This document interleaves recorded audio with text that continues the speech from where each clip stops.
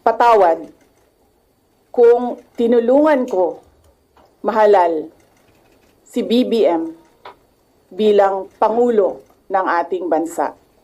Patawad kung hanggang ngayon ay marami pa ring Pilipino ang nalulunod sa baha ng dahil sa malawakang korupsyon. Patawad kung lantaran ang pang-aabuso ng ating mga institusyon para sa pansariling interes ng mga politiko.